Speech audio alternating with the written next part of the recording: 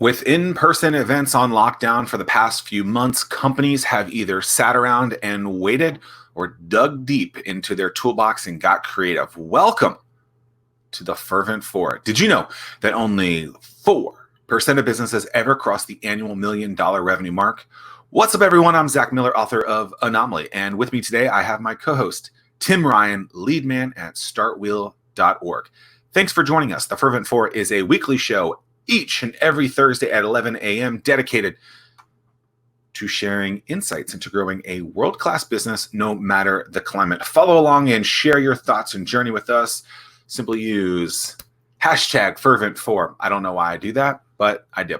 Mike Descher of MediaGroup has worked with brands over his career, worked with big brands over his career and built quite the following on the event circuit. When conference centers had to close their doors, he had a big decision to make. The Fervent 4 is powered by the SBDC, which helps local small businesses grow through counseling and resources like this show. If you are interested in learning more on how the SBDC can help your business, head to startwheel.org/weekly. Welcome to the show, and thanks for joining us. Gentlemen. Zack, Mike. Good morning. What's happening? Every day's like the last. I see. The last 2 months, anyway. It has been some interesting times. So, Mike, when we're talking about the event space, how would you define that? Well, one-to-many events is usually how I define it. So a lot of people think of trade shows. That is obviously one of them. It's my largest section and sector.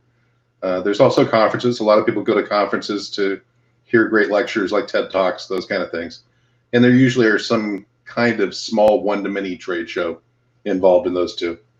But there are also even simple things like craft shows, art shows, those kind of things scattered all over America. So it's a meet and greet, one-to-many space. My particular space just happened to be larger convention-type trade shows scattered around the U.S. And what was the primary thing that you sold during those events? Well, my firm actually sells everything having to do with putting on a trade show. So if you're a company and you want to be involved at a show, there's a lot of moving pieces that are involved. You have to pick out the space. You have to figure out where the space is going to be. You have to figure out if you're going to need electric or plumbing in the space. Then you got to figure out what your branding message is. And you have to define that, and all within a budget. And sometimes people have no clue what their budget is, which makes it even more fun. They don't know if they have $1,000 or $100,000. So you have to kind of guide and funnel that in. And then we do basic design. Sometimes it'll be as simple as a discussion over a cocktail napkin over dinner and drawing out what the requirements are. Sometimes you'll have sales departments pitting against marketing departments, pitting against the owner of the company. And the sales guys will say, all I really need is a conference room to meet my customers I'm going to drag over to the show. And the marketing people will go, oh, no, we need to have a big presence with lights. And we're going to give out a lot of promotional stuff and swag. And we're going to have T-shirts. And the CEO's going, I don't have money for either of that. Come up with a new idea. And then they turn to me. But come mid-March or back in March of 2020, it seems like so long ago, yeah. Events closed everywhere. Yeah. Everything. And so you had to figure out what you were going to do. And so I'm interested, before we get into the actual, like the pivot, if you will, like, did you have like a depressing moment? Did you have like a super negative moment? And like, I feel like it's okay to have those things, right? But I think some people are like 90 days into this and still having that negative moment. And so to me, like, I had one literally for 1 hour on one afternoon, and that's it. And because I had been building up through so many other challenges with business and with personal life and through like things that I could control to like go through challenges to callous myself to get ready for it, so that when it did happen, I was able to quickly get myself out of something like that. And so did you have that moment where you were like, this is going on for a long time, I don't know what I'm going to do? Like, did that go through your mind? Yeah, it actually was kind of a two-step process for me. Trade shows are generally planned out at least 3 months in advance, and sometimes 6 months or a year. So you have pretty much a schedule going. And I was getting ready to go to a networking meeting. There's a nice networking group here in Williamsburg, and they were having a mixer kind of thing. And that day, I started getting phone calls. It was early in March, and they said, "Mike, we're not allowed to fly any longer, so we think we're going to have to postpone our show, but we're not sure. We'll let you know in a day or so." And I probably got 4 or 5 of those calls, and then I left for the networking meeting. And as you go around the room explaining what it is you're going to do, I thought, what am I going to say? So the words that just kind of flew out of my mouth was, "Hi, I'm Mike Descher. I used to be in the trade show business." And so that was my kind of verbal admitting to myself that, oh, we're going to have to do something different because guess what? All your business for the rest of the year has canceled. And then the day after that meeting, we started finding out that convention centers were going to be closing. At that point, did you know, had you been staying abreast of the... Yeah, we were following it, and we were trying to think of, what would happen if we had to cut space down or something like that. But at the time, we hadn't even really heard how contagious this was. They hadn't yet put out, it was really the very early first week in March or last week in February, I think. I should have looked before we got on the air. But right around that time frame, it's still very early, where even the government was announcing that, oh, this is just a hoax. It's going to go away in a couple of days. So. Yeah, I mean, I think there's no way to really look at something and know the severity of it beforehand. And so, could there have been, we could sit here and dwell about could have, would have, should have, right? But I don't think that's like the thing that really progresses a good a good lifestyle, if you will. Right. So you're in what event was that you're at in Williamsburg? It's called Networking Over Williamsburg. Okay, and that was what, mid-March at that point? That was first part of March. I think it was like the 6th or 7th of March, something like that. So it was very early. And I didn't have another show planned until the end of April. And the next one from there was in October. So I wasn't really in panic mode yet, other than the one that was already in process for April. Yeah, it seemed like no one was really in panic mode, at least in southeastern Virginia at that point. Yeah. And most of your business is not done locally, or am I wrong on that? No, it's not done locally because we really don't have any convention centers per se. Please don't beat me up about that. It's not exactly true. But there is a fairly large convention center. Anyone that wants to get mad at you for saying that there's not a large event space, there isn't. It's not. And there's no infrastructure to support it. Yeah, there's no. I mean, I'm thinking Orlando and Vegas are probably the 2 biggest ones. And DC and New York. Yeah. So I'm just thinking. Yeah, it's not an unfactual statement to say that. So you have that meeting and in Williamsburg, and then you leave there, and you think to yourself, "All right, I guess I got to figure out what I'm going to do." Yeah, it was interesting. On the drive home, the first thing that I was actually thinking about, and I think Tim knows this, when I first moved to Williamsburg about 2 years ago, I wanted to get more involved in the community. I wanted to give back because I've had so many people help me. So I wanted to be a mentor at the Launchpad and do that. We discussed it, and Tim told me what a small town it is. And I got to know some really great people. So my first thought driving home was, I've been working from home since 1997. And I know from talking with a lot of people in town, they wouldn't know what to do with themselves if they had to work from home. So the first thing I did was make a movie about working from home and put it up on my Facebook channel. And it was me sitting outside on my deck, which is where I work a lot of times. If I got to make phone calls or something like that, I'll just go outside if it's a nice day and sit at my desk. So I thought I'll do some reassuring videos like this and talk to people and help them. And at the same time, I was actually getting calls and emails from people going, I got to work from home, and I've got kids, and I've got dogs, and my wife, and what do I do? How do I find solitude? So I started working on that before I actually started pivoting my business. Yeah, and you found that there's a lot of things that people don't know about, and that really is kind of like your first pivot, if you will. Just how do you set up your home office so that you can be the most productive? Yeah. And some cool tips and tricks that you shared. And it starts with the pillow being correctly placed, correct? I'm sorry? It starts with the pillow being correctly placed. Yes. Look at your environment. So those kind of things. Plus, what do you have? Do you have a proper camera? Do you have a proper microphone? Do you have earphones to stick in your in your ears? Do you have a big enough monitor?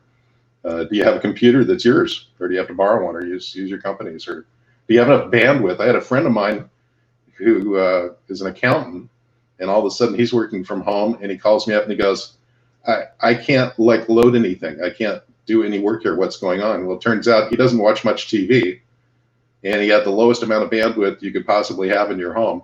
And suddenly people are watching Netflix all day long, and his wife is working on a computer all day, and he's working on a computer all day, and they've got like 130K connection. I do feel like no one's talking about that, right? Like there is clearly like an issue with that. Yeah. I've been working remotely personally, not since '96, but probably since 2017 when I got rid of my space. Tim and I used to run a similar space. Mine was in downtown Norfolk, and I mean, at that point, I had to ramp up my bandwidth speed pretty quickly because I did a lot of videos myself. I did a lot of live videos, and like it was not working at my current speed. So I had to figure that out. I had to buy a new router. But then you add someone else in there, and then you're already using 3 devices right now, and you're your 3rd and 4th screens. And you add another person to that, and then apparently, if you have kids, they're doing streaming stuff. I mean, so it's a big deal. I still think that no one's talking enough about that. Yeah. But I mean, it's a thing. So you just didn't want to keep on that with that first pivot, or what made you switch off of that to something else? Well, after that, obviously there was a little bit of time to stop and think, what happens next. And as part of our trade show business, we've been doing business internationally forever, giving away swag and getting things in large quantities. All the stuff you throw out at trade shows. So I started thinking about that, and I started getting calls from people. I didn't even realize there were toilet paper shortages. There were sanitizer shortages. I hadn't been in the market. But people are saying, I can't get any Purell. Where do I get it from? I need to get a face mask. Where do I get it from? My initial thought was, well, just go to your doctor and get one, or go to CVS and get some. And then I found out they didn't have it. And I started calling some of my larger suppliers in China, and a lot of them very much the same day started emailing me and saying there's going to be a demand for face masks. We have FDA-approved face masks. The minimum order is 20,000 up to 200,000. And then some were saying the minimum was 200,000. And I'm like, okay, that's not going to work. I'd like to help Williamsburg out, but I don't know of a small business owner here that could afford to buy 200,000 masks, or 20,000 or 2,000. What was the unit price for this roughly? At the time, they were if you're buying a quantity of 20,000, they were about $1.50 a piece. Whereas before, when we used to get them for like a medical convention, they'd be 15 cents. Oh, wow. So then you go back into this other thing in your brain. It's like, God, how do I tell friends, business associates, and all that, oh yeah, hey, I've got that, but it's 100 times more the price than it was before. It makes you really look like you're taking advantage of them. Something I really did not want to do. But I finally talked a couple of suppliers into selling me smaller quantities of 100. And I was able to sell them, not making any money, just enough to pay the taxes and shipping, for $2.20 a piece, which was still completely outrageous. Now they're down to about 95 cents a piece. What did they peak at? Where did they peak price-wise at? Yeah. Oh, I know people that were selling them for $4.55 a piece. And another, that's insane. And another challenge that you had was with the whole tariff thing with China. Is that leveled out and gone away, or is that something that you're dealing with as well? It's gotten better, but primarily because a lot of U.S. suppliers have stepped up and bought huge quantities. Like our main factory in California brought in 800,000 masks, and they're bringing in 100,000 a week now. But it was a gigantic problem because of our trade tariff issues with China to begin with. And what most people didn't realize, excuse me, is almost all the shipping ports that come out, the airplane ports and all that for merchandise to the U.S. comes out of Wuhan, which was the center of the universe for the pandemic. So there weren't any boats getting out. There weren't any planes getting out.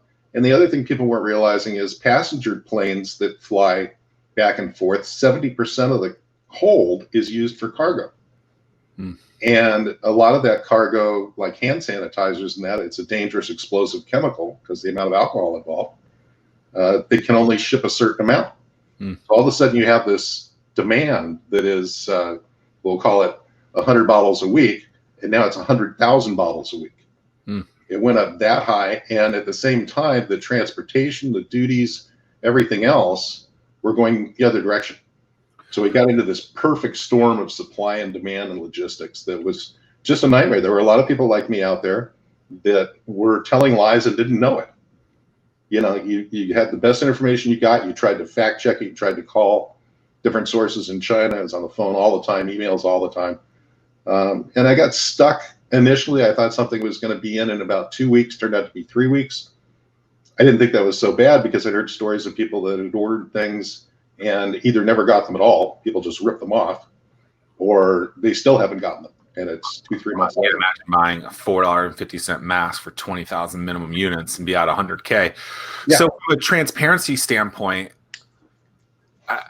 there was some ripples of businesses that, you know, price gouging, when if you really think about it, like if they were paying $4.50 and we're charging $8 or $9 for that, is that really price gouging? And so like my question is, if there is a precedent of fluctuation of prices, let's just think of your typical gas, right? So they pay more, you pay more, right?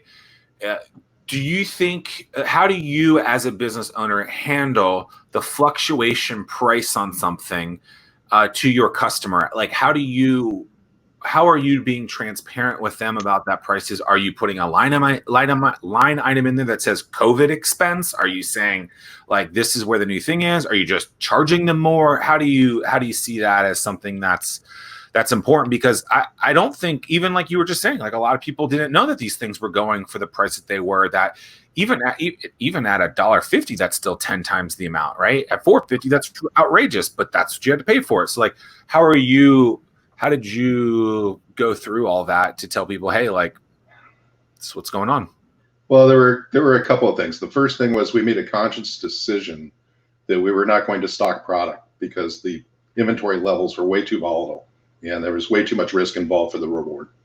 The other thing was we decided we were only going to deal with factories that had current FDA and CE approvals. CE is a European designation like the FDA has. So you can sell things to Europe, and they're kind of like the European Food and Drug Administration. So we just decided to do that. So everything was going to be drop shipped. And what we did when we told people was, this is the price today. We are literally checking the prices and deliveries twice a day, every day. And if the price goes down or delivery changes, we will let you know before we charge your credit card and place your order. The moment that we know that, we'll place it and lock it in. Even with that, there was some risk. Like I said, we were told, verified, things would ship on a certain day. They were here. They weren't, because sometimes when they said they were here, they were actually on a plane in China, but FedEx wasn't flying the planes. Or they were delaying pickups. So that was one side. The other side was there were large suppliers here who were taking risks. And for a long time, the U.S. has been involved in a system that's called just-in-time inventory. And this happened a number of years ago because so many companies were not adjusting inventories properly and getting caught with goods that were overpriced. So the supply chain just couldn't change on a dime, just really wasn't able to. And now I'm afraid the opposite's going to happen. There's going to be a lot of people that brought in hundreds of thousands of units of, hand sanitizer or masks. We'll just take those two. And they're going to get stuck with them and be selling them below cost because they had to buy them. They had to put a stick in the sand and do it. And a lot of the prices that are lowering now are doing that. I know some people that are taking losses and other people that just highly inflated their prices, knowing that this would happen at some point or another. So, it's being dealt with by different people in different ways. I've been in business long enough. I used to be in the retail business, and when I got out of that, I said, I'll never work anywhere where I have to put a key in a lock again, because I didn't like being responsible to the public. Things can happen, and you still got to show up. You still got to put that key in the door. Wholesale manufacturing, this business, kind of the same way. You have to stick to your word no matter what, or you're going to lose customers. So you do the best you can do with the knowledge that you've got at a particular time. Interesting. What right now, what's the number one thing that people that your customers are reaching out to you regarding the things that they're looking for and the things that they need? Disposable masks, the cotton masks, which are out there. A lot of people are trying them. A lot of people are making them. There's either not a market because there's so many charities that are giving them away and people are making them at home, but you can't breathe through them. And like Northam on Tuesday, Governor Northam said that everybody had to wear a mask in public now. So if you're out in public for a number of hours wearing a cotton mask, very uncomfortable. And I can't even imagine if you had to run with one on or something like that, any kind of manual labor exercise or anything like that. The disposable masks are better, but they're also a little bit more expensive. Or actually quite a bit if you say they're averaging $1 a piece, let's say. You know, you got to change one every day. So it's $30 a month you're going to spend on a mask for yourself. Yeah, the thing that I admire about you, Mike, is that so you were listening to your customers, what they had to say. You were in a downturn from your primary function, if you will, and and you have all of those supplier relationships in place. So it's a matter of you just listening to your customers and satisfying what they need. So that, like, one of the first things that you were supplying was the outdoor pop-up tents. Yeah. And I would imagine that that's probably still increasing as outdoor patio, outdoor seating, and converting streets into eating areas. Yeah. Is that still a a popular seller for you? Actually, no. That's another one. Really? Of those things. It's interesting to me. It has gone kind of the same way as masks and other things. People wanted tents, so they would go to their cheapest source they could buy them from. They'd go to Costco or something, spend $89 for a tent, put it up. It would last for one rain and then it'd fall apart.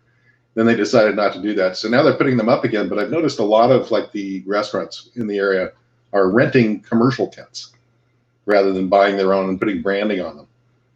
Kind of a personal decision as a business person. If I was going to put a large tent out in front of my place of business, I would want it to be branded with my name on it. And a lot of people are still buying those from me. They're buying them for pickup and delivery places so people can find them, especially if there's a group of restaurants in a row. They're easily found and put out. Where I did a lot of my business was not necessarily, actually, I didn't do any business in Virginia, which I find really amazing. But a lot of my business that was done with organizations like the Red Cross and Planned Parenthood and different chapters of those and chapters of larger charities that needed to be out with people and get things. And nobody was calling on them. So tents are still out there. We just put some tents up on our website for sale for people to get them, but they're kind of expensive, branded. They're cheap the way that we're selling them. People don't realize how expensive they can be, but they're like $550 with your logo or whatever printed 4-color on all 4 sides and the roof. Isn't a lot of money. Normally those are around $1,100 or so.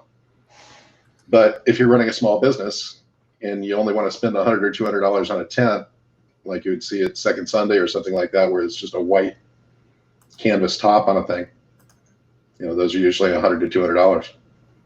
Couple of questions off of previous answers, just quick answers.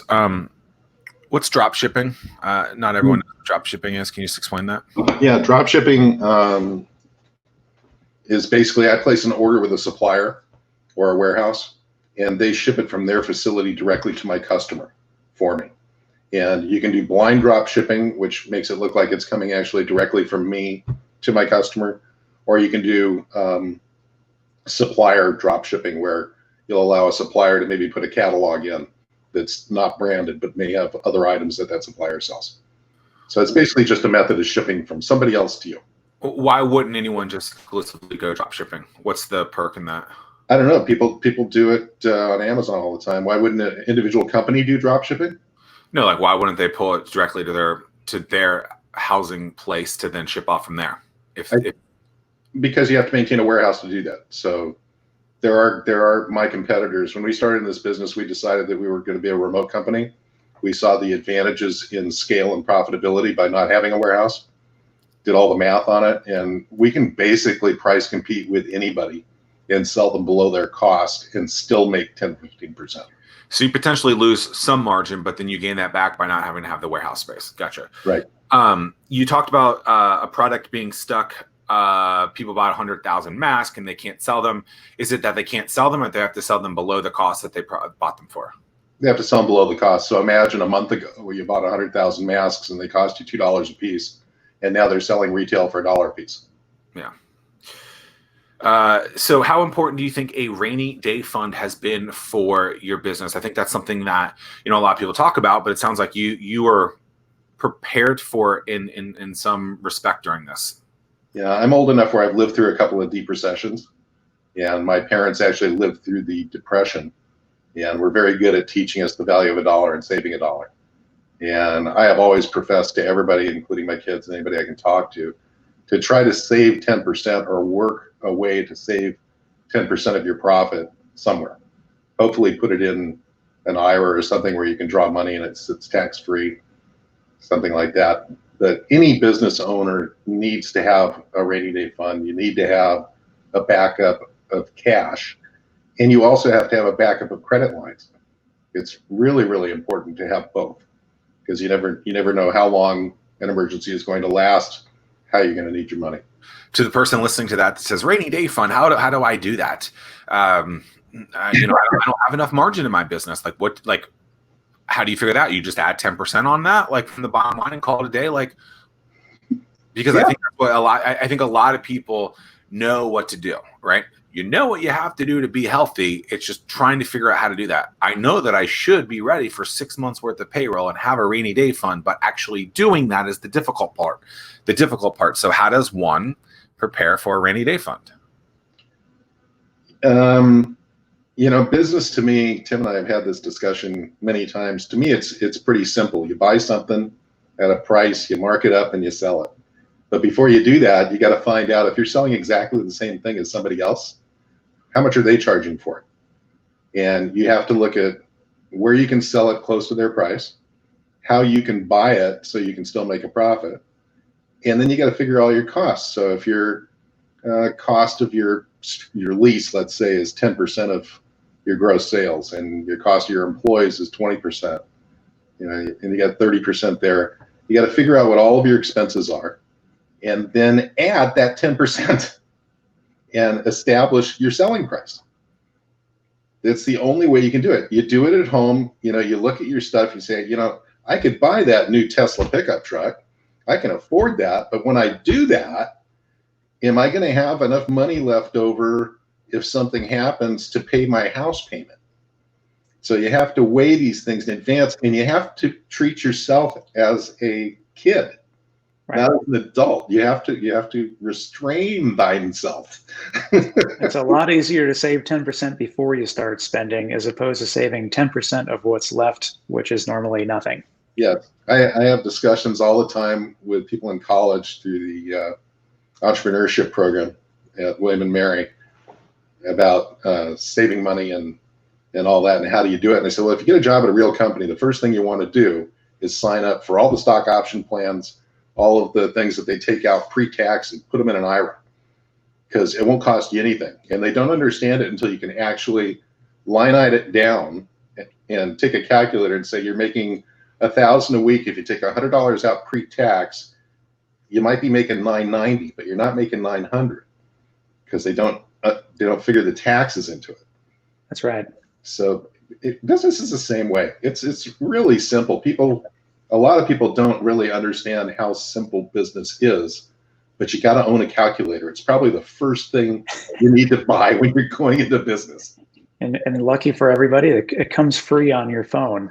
Yeah, they do now. Yeah, you only have to spend $1,100 to get a calculator. So you're not going to plug yourself. I'm going to throw a little plug for you and for those people that are listening, in the sense of, here you have a guy that's used to putting up all of these temporary spaces in the trade show business, and now you're able to do that for restaurants, gyms, all sorts of different industries out there. You have the expertise to put these pieces together. So for the folks that are listening out there, take advantage of Mike, because he knows the ins and the outs of the transforming the trade show business into what is going to be the new bricks and mortar of today and tomorrow. Thank you, Tim. Yeah, I actually do think it's going to grow. Tim, you got a question or? No, go ahead, Zach. So I'm interested in. We're living through. I love saying this word. The new normal. We're living through unprecedented times. The most overused word in 2020. The new normal, whatever. Like, oh gosh. Okay, so we're living in unprecedented times, and I only continue to say that because I think it's funny. And there's a lot of unknowns for the type of businesses that could potentially buy from you, right? You just said gyms, restaurants, and others that would potentially need the type of product that you want. How does one sit there and go, do I invest in something like this with the unknown?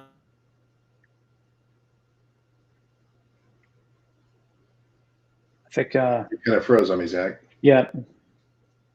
Speaking of bandwidth issues. So hopefully, but yeah, I mean, so like with that, you know, stemming, pulling from your infrastructure, what are the, what are the things that somebody would need, and what can you supply those people with? Beyond the tent. Yeah. Okay, so us personally, what we're doing, we did look back. I'm a member of a lot of industry associations in the trade show group. So we got talking with a lot of them. Like we mentioned before the show, almost everybody in the business is using some kind of contract manufacturer because they're on site at a city like Las Vegas or Chicago, and there's not enough reason to ship booths around. So most of them are made in a particular way. They're kind of like an erector set made out of aluminum extrusions, which we can do in any kind of size. If you've never seen any, they're beautiful. You can do all kinds of things with them. And we also have all kinds of materials. We've got magnetic whiteboards. We've got printed fabrics. We've got fabrics that are illuminated from the back. We've got acrylics. We've got acrylics where you can light up the edges and make them glow. So there's a lot of creative things you could do. And we just recently, in the last 10 days, started a division called Place Lift, which is basically giving your place a lift.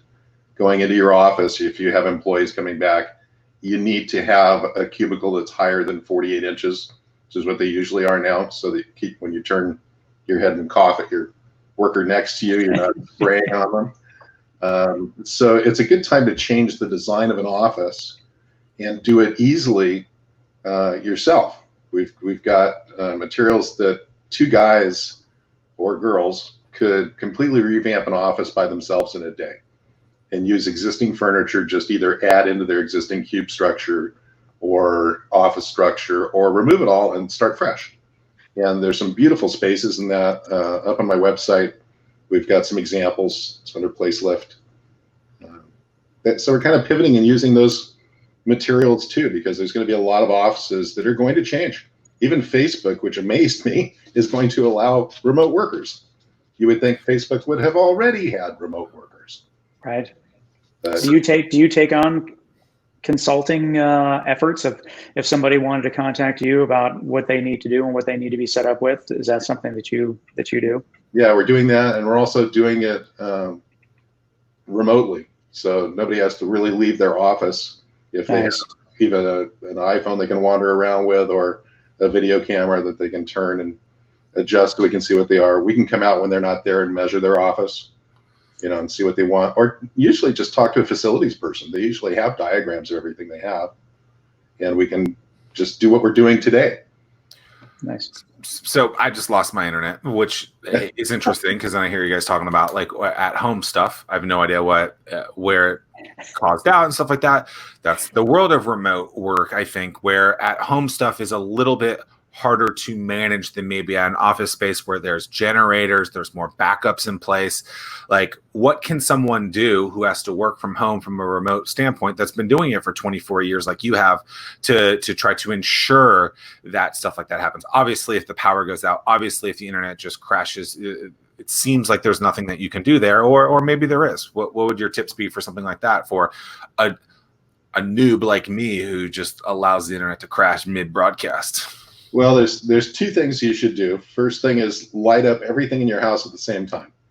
have all of your family and everybody else start playing with their phones and searching websites, have everybody search computers at the same time, and then turn on all your television sets and have them look at different channels, and then go on one of your computers and run speed test and have it show you how much speed you're actually using. Then as soon as you find out it absolutely is not even close to what you need, pull out your phone, call your cable internet provider, and say, I need more bandwidth. That's the first thing. Buy bandwidth. The next thing is check and make sure how old your computer is. Chances are, if it's older than 2 years old, it doesn't have enough processing speed to maybe do a nice background on Zoom. Or you might have to buy a green screen or something like that to make that happen. So processor speed in your computer is important. Having a phone, my next door neighbor has a phone, flip phone, that doesn't even text. So there are a lot of people like that that are now forced into working from home. So buy a new phone. Worst comes to worse, you can always contact a customer. As my daughter always reminds me, the phone dials out. It doesn't just come in. In other words, I could call her. She doesn't have to call me. Wow. Technology is great. Oh. So all those things. And you need to have a private space. Somehow you got to carve out a private space. A site that's interesting that most people probably don't know about, similar to speed test, is fast.com. So FAST.com, which the cool thing about that is Netflix is behind it. And when Netflix was starting to stream, people didn't know if their bandwidth was fast enough to stream video. And so they bought the domain. I have no idea how much they bought it for. But if you go to fast.com, it just immediately pre-populates what you're going up or down on from a bandwidth perspective. And it's pretty interesting. I just looked at it, was like $3.90 for me, which usually is fine. But it's interesting that, that is a way that they are actually able to then broadcast to people, hey, like, do your speed test, and then probably acquire new customers too, which is kind of an interesting thing. But yeah. Also, another thing you need to ask your cable provider is there are some cable providers that provide internet access that throttle it down and throttle it up. And you need to make sure that they don't do that. Sometimes you have to pay them a little extra so they don't do that. Because, especially when everyone in the neighborhood is doing it too, right? So there's like premium times that they're doing it. Yeah. Yeah. And, as fast as the circuits are, sometimes they just don't catch up fast enough, just like when you went off the air before for a few seconds. You could have that happen and everything could be running fine. You have no clue why you're off the internet. It's because your neighbor's watching Netflix. Yeah, it's interesting because I never had these issues before, and that's probably why, because all the neighbors now are home. Well, and imagine all the kids playing video games online too. How dare them? How dare those kids? It's the kids' fault. So from a marketing perspective, how do you get your name out there? How do you let people know that, hey, like, I'm Mike Descher and I'm open for business? I just tell Tim. How's that working out for you, Mike? Well, I got a new customer a couple of months ago. Oh, good. No, it's funny, after all these years, and this sounds really arrogant, almost all of my business is actually referral. And when business slows down, or I decide that I want to pick up some new clients or something like that, I get very active on LinkedIn personally. I do articles. I talk to different people in different groups. I'll call people in my network. My network is a closed network. I don't invite anybody into my LinkedIn network unless I've either met them personally or know their reputation very well. So I do networking, basically. That's my business development thing. When I started in the trade show business, I thought, the best way to do this is while you're at a trade show, you go from booth to booth and tell people, God, your booth looks okay, but I could do a lot better job. Well, the two problems with that: one, it's not ethical. Two, the trade show providers or managers generally will not let you do that and throw you out and never allow you to exhibit or work on a booth again. And three, the people you need to talk to are in and out before the show starts. So if you want to do that, you got to get there when it's a concrete floor. And I do that sometimes. Sometimes people will come up where we'll be working on a floor and say, who designed your booth for you? And I'll go, I did.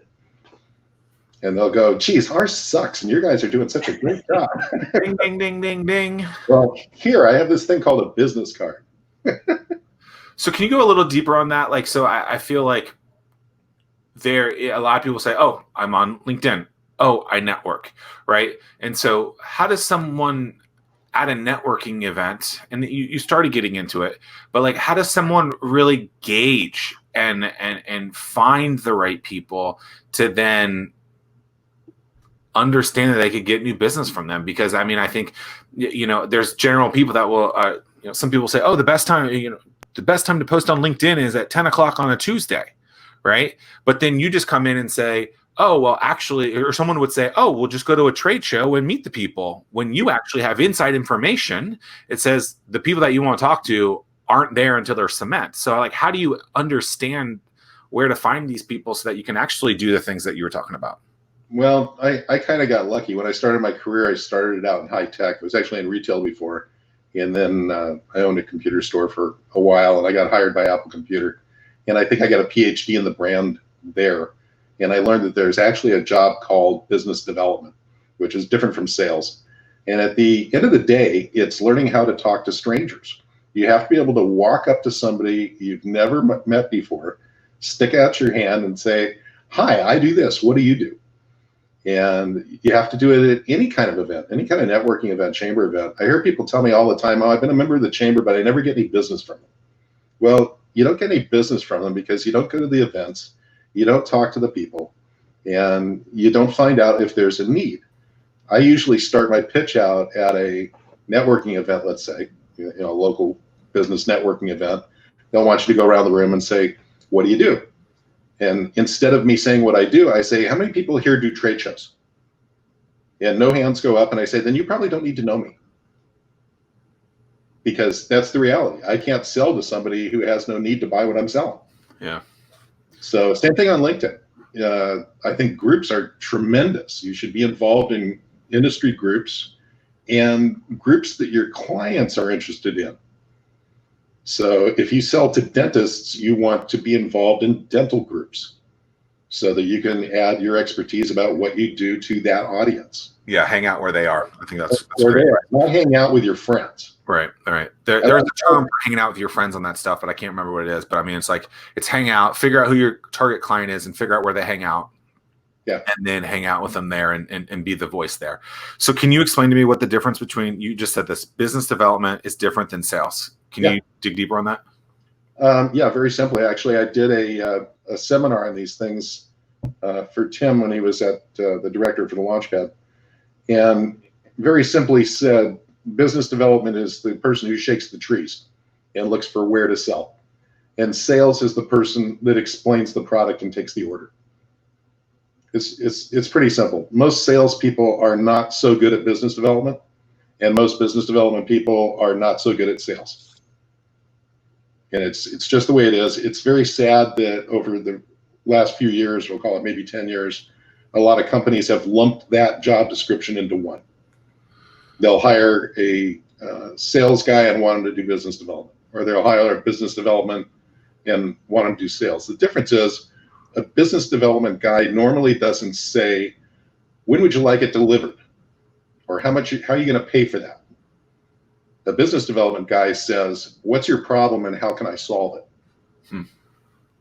You have an interesting backstory regarding learning that. Do you mind sharing that Which one? that story with Apple and you having to go back to a special person to really teach about Steve? Talking about the phone call from Steve? Yeah. Yeah, well, let's see. I can't use the exact language on here because I'm not sure if this is monitored by the and Zucker. You use similar language then. Yeah. Let's see. Asterisk, question mark, hashtag. No. All right. So my job at Apple was to do market development for publishing and digital imaging, and sometimes that involved also video in the earlier days. So we had to come up with our own ideas how to do things. And I had come up with this idea when the new iMacs came out. At the time, they were the iMacs that were real pretty colors, and there were like 6 or 8 different colors. They were white, but then there was green, purple, and blue, and all these neat colors. And they're very neat looking computers. So I got involved with a venue in Los Angeles. It was a big music venue, and the Academy Awards were coming out. And I made a deal to wire all the computers up in the venue with internet, because at the time we didn't even have wireless internet. And we wired them all up. We had them there, and the idea was they were going to have an after awards party there. So all the press was going to be there. It was going to be a big event. A lot of stars were going to be there. And so I set it all up. We had probably 40 or 50 computers there for people to sit down and use and look at. And the Apple logo was on all of them. And I had put a big banner across the top of the bar area that said, you know, computers from Apple Computer or something like that. Anyway, to have the Apple logo, and you knew it was us. And the night before the show, that was going to start at about 6 p.m. the next day. So about 4 a.m., 4:30 in the morning that day, my phone rings, and I'm asleep, of course, and I answer it. And this wonderful woman, Katie Cotton, who was Steve Jobs' right hand at the time, called and said, "Mike, are you up?" And I said, "No, I'm asleep." "Katie, what can I do for you?" And she goes, "Hold on, Steve wants to talk to you." I'm like, okay. So by this time, I'm sitting up in bed with the phone in my hand, kind of going, okay, it's 4:30. Why does Steve want to talk to me? And Steve gets on the phone and he goes, "What part of the asterisk, exclamation part, hashtag brand have you forgotten?" And I had to sit for a minute and go, "What do you mean?" He said, "I just saw a picture of this event." I said, "Great event. What's wrong with it?" I said, "I don't know. I think it's pretty neat. You know, there's all." I said, "No, what's wrong with it?" I don't know. He said, "The brand." He said, "Don't you remember? It's very simple. If you can't look at an Apple product and know who made it without seeing a logo or a sign or anything else, we've failed and they're not our customer. So you need to go down and cover up all the logos, take the signs down, and be done with it, and don't ever let it happen again." And he hung up, and I got out of bed and I went down to the venue and tore it apart. So when I can tell it normally, it's a little bit more colorful. But that's, no, I think that's really, really, really interesting, because as I'm sitting here, I'm wondering where we're going with this. And so why is that important for someone to know? Why is that important for someone to do with their own brand, so that if someone doesn't see their logo, they still know that it's them? Because I think that's powerful, but can you explain why the ethos of what Steve times two believed in that kind of case? Adding Steve Wozniak, I'm sure he had similar thoughts to that, right? Well, it's interesting. Woz was the engineer and Steve was the sales guy, sales marketing guy. But basically, Steve was smart enough to understand that if you keep things secret, if you don't let people know what you're doing ahead of time, it creates a gigantic interest and wow factor. And that wow factor to the media is worth money. The difference is you don't have to pay for it. They give it to you for free. So he used to think, and the numbers have changed, but we'll just kind of take an average. He used to think that not talking about a product before its launch was worth probably $25 million in free advertising. So that's one good reason for that part of it. The other part of doing good design, and I don't care if you're a graphic designer that develops a logo or if you're a manufacturer that's developing a product, you need to develop something just like he said, where people look at it and go, "Oh, Startwheel made that." You know, you look at Tim's logo for Startwheel. You can obviously, without it saying Startwheel anywhere near it, you know that's who it is. And that's the focus of a good brand. And Apple was always that way. I get a kick out of it now because it was so hard to get Apple products on television because they never paid for product placement. Like Jerry Seinfeld was the first person in the Seinfeld show. He had a little Macintosh SE up in his desk on the show, and it was his personal Mac. He didn't pay any placement, didn't ask anything from Apple. He just had it there. But that was worth a lot of money because it was a top-rated TV show, and it sat there. Right. People don't realize that product placement is a thing where people are paying to get that premium spot. I mean, it happens on TV, it happens on the internet, it happens at your grocery store. The end unit is very expensive.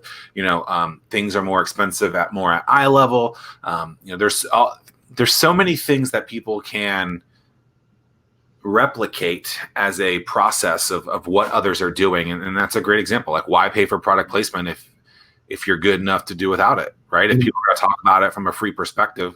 Yeah, and Apple took it as a mantra. Yeah. Because, you should be able to recognize our product and know it's from us, and we don't have to pay for that.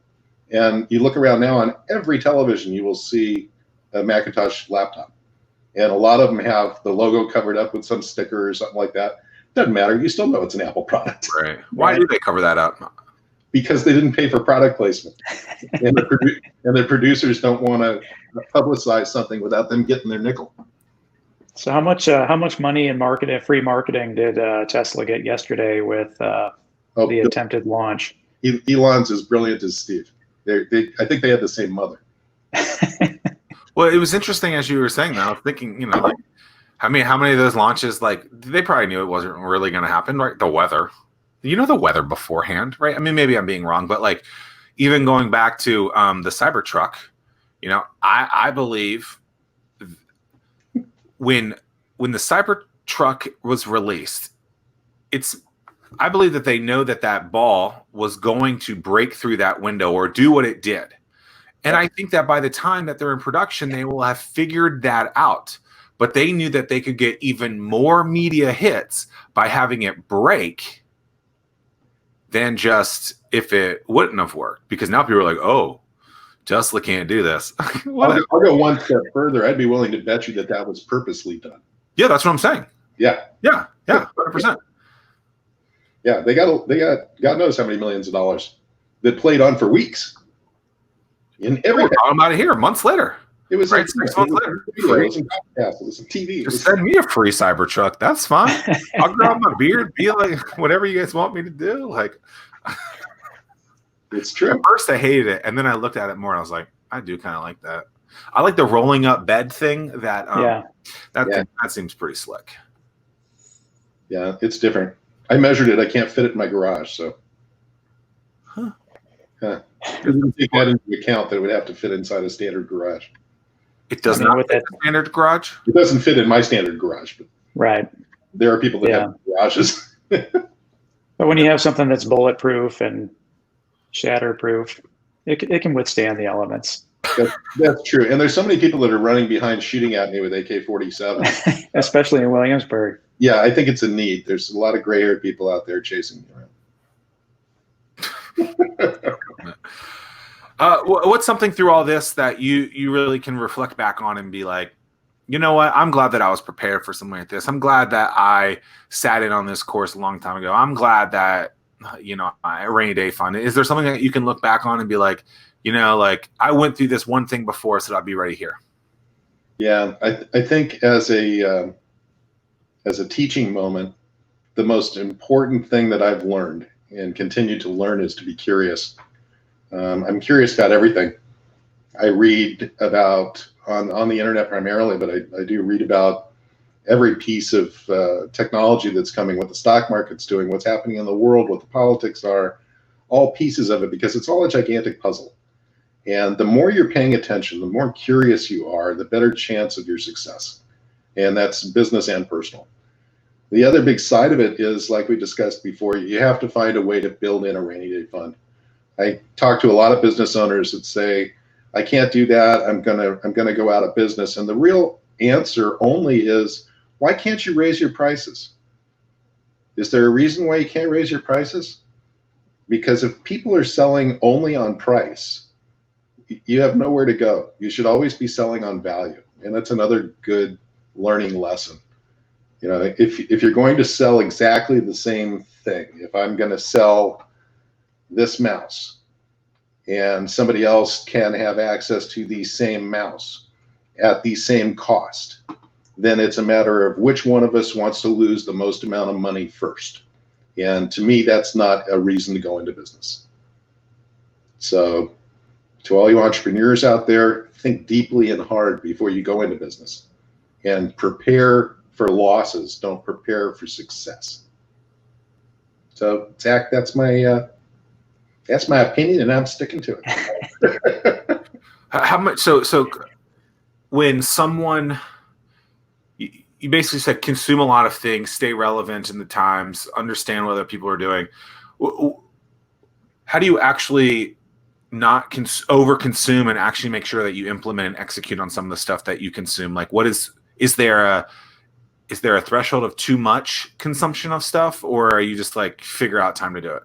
I think you have to separate the truth from the falsehoods first. So whenever you hear anything, you should research and find out if that's actually factual. Yeah. Whatever it is. Once you have the facts, things start to become clear. And in really any kind of business, if you're going to open up a restaurant, I thought it was funny when I moved to Williamsburg, there was a Firehouse Subs that was literally right next door to a Subway. And even though they have slightly different product at slightly different prices, there's still a sub sandwich. Why would you put your sub sandwich store right next door to another sub sandwich store? I never knew it. And now the Firehouse Subs is out of business. But what's interesting is, so with that, the density of stores typically brings other people. So if you look at fast food, they're usually all in the same corners, same with banks. So there's probably also a lot of those shopping centers. I don't know that specific one, but a lot of shopping centers are being built with the exact same style of stuff. So you got your Harris Teeter, your Moe's, your Subway, your T-Mobiles of the world, whatever, because they realize that they can just drop those places in and people will flock to them. And so typically from a fast food perspective,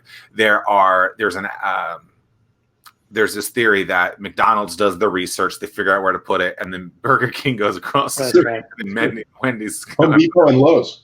That's what I was just going to say. Home Depot and Lowe's, same thing. Right. So I think that density of it is good for the consumer, and it's probably good for the retailer in that case too. And on the other hand, when you look at Home Depot and Lowe's is getting ready to go out of business. They're shuttering stores like crazy. So maybe that model isn't necessarily correct. It was at one point, at least. It was at one point. They need to watch this show right now and realize how to pivot or die, I guess, right? That's right. And they actually have pivoted a little bit. If you use that example, Lowe's caters much more to the consumer, and Home Depot more and more is catering to the contractor. So they are pivoting. Very interesting. Tim, any final words? Yeah, I mean, my final thought would be, this is a great opportunity to be a first mover in terms of getting out there and succeeding in business. Set up the temporary space out in your parking lot and see what works. And if you build that into your price, I would rather have a little bit of something now and set the standard as opposed to waiting for the unknown. And you're the perfect person to contact to make something happen, Mike. So I hope that there's a lot of first movers out there. I know that from a consumer standpoint, there's a lot of people itching to get out and visit their favorite establishment, whatever that might be. And I hope that business owners go out there and provide the opportunity for the consumer. Mike, any last words from you? Yeah, I really appreciate the opportunity, Zach. Having you guys out here, and I know the involvement you do in the community in the peninsula and actually now worldwide with Facebook, helps a lot of entrepreneurs out there. Worldwide. Worldwide. And, talk is cheap. I would encourage any of the listeners that are out there, please contact me. It doesn't cost anything to have a conversation, and we need to have more conversations with each other because we're all on this planet together. Let's make it. And my last thought would be, I'm just thinking about execute before excuses. Yeah. Right. So many people will say, I don't want to do that because what happens if this? I've always been the type of guy that, what's the saying? Like ask for forgiveness later type of thing. Like whatever, like hopefully I don't get in too much trouble. Like execute before excuses. I remember I was at a Start Peninsula once and I was telling the attendees there, one of my strategies to get people's attention on their birthday, where I'd say, hey, like it's someone's birthday. Everyone's on Facebook wishing them a happy birthday. And it's all basically by pressing a button saying, happy birthday, whatever name. You don't even have to it's so stupid to me. It's so safe. And so I said, hey, like pull out your cell phone, make a video and be like, hey, happy birthday. How are you? And press send.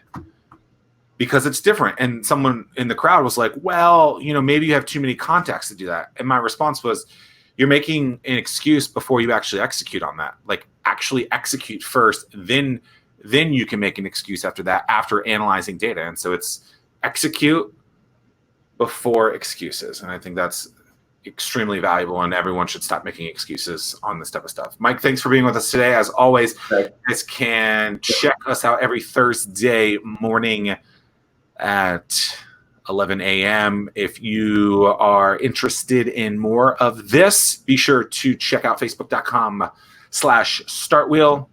Did I get that right? You got it right, Zack. You're the man. Yes, I finally won today. Make sure to check out Mike as well. And it's been a wonderful time. Thanks for being with us today. Until next time, I'm going to go make some pancakes. So peace out, y'all. Later. See you.